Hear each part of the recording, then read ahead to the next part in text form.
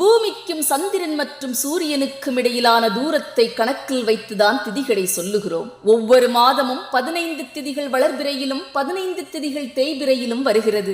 முதல் திதியின் பெயர் பிரதமை. அமாவாசை முடிந்து முதல் நாள், பௌர்ணமி முடிந்து முதல் நாள் பிரதமை திதி வருகிறது. இந்த ஆவணி பௌர்ணமி முடிந்து முதல் நாளான பிரதமை திதி தொடங்கி அடுத்த அமாவாசை வரை உள்ள 15 நாட்கள் மகாலய பட்சம் என்று சொல்லுகிறோம். மகாலயம் என்றால் ஒன்றாக வருவது, பட்சம் என்றால் 15 நாட்கள். மகாலய அமாவாசை செப்டம்பர் 21, 2025 வருகிறது.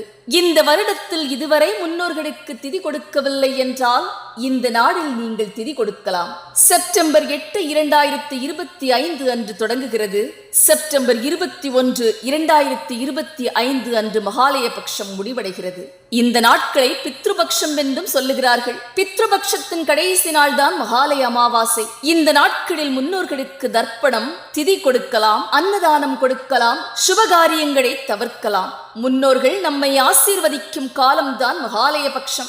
தினமும் முன்னோர்களுக்கு எள்ளும் நீரும் இறைத்து விளக்கேற்றி வழிபட்டால் முன்னோர் ஆசீர்வாதம் பரிபூரணமாக கிட்டும். மரித்த முன்னோர்கள் அடுத்த பிறவி எடுக்கும் வரை சொர்க்கத்திற்கும் பூமிக்கும் இடையில் இருக்கும் பித்ருலோகத்தில் வாசம் பண்ணுவார்கள். அவர்கள் எப்போது அடுத்த பிறவி எடுக்கிறார்கள் என்று நமக்கு தெரியாததால் வருடம் தோறும் திதி கொடுப்பதை வழக்கமாக வைத்திருக்கிறோம். அவர்கள் ஆத்மா சாந்தியடையவும் பித்ருதோஷம் நம்மை விட்டு நீங்கவும் நாம் இதை தவறாமல் செய்து கொண்டிருக்கிறோம். இந்த நாட்களில் பிண்டம் வைத்து எள்ளும் நீரும் இறைத்து தர்ப்பணம் கொடுப்பது வழக்கம்.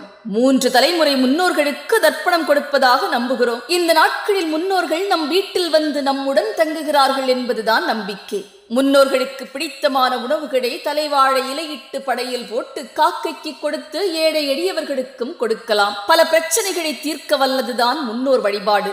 அதிகாலையில் நீர்நிலைக்கு சென்று புனித நீராடி முன்னோர்களுக்கு தர்ப்பணம் கொடுப்பார்கள். முன்னோர்கள் நம் உபச்சாரங்களை ஏற்று ஆசீர்வாதம் செய்கிறார்கள் என்பதுதான் நம்பிக்கை. இறை வழிபாடு, குலதெய்வ வழிபாடு போலவே முன்னோர் வழிபாடும் முக்கியம் வாய்ந்தது. மாதத்திற்கு ஒரு முறை அமாவாசை வருகிறது. அந்த நாளில் நாம் தர்ப்பணத்தை கொடுக்கிறோம், குலதெய்வ வழிபாடு செய்கிறோம், அன்னதானம் கொடுக்கிறோம். இந்த நாட்களில் திதி கொடுக்க தவறினாலும் மகாலய அமாவாசை என்று கண்டிப்பாக திதி கொடுக்க வேண்டும். ஒரு வருடத்தில் ஒரே ஒரு மகாலய அமாவாசை தான் வருகிறது. ஆண் வாரிசுகள் எள் மற்றும் தண்ணீரை கைகளால் எடுத்து மந்திரம் மோதி 6 கடல் போன்ற நீர்நிலைகளில் முன்னோர்களுக்கு இறைப்பதுதான் தர்ப்பணம்.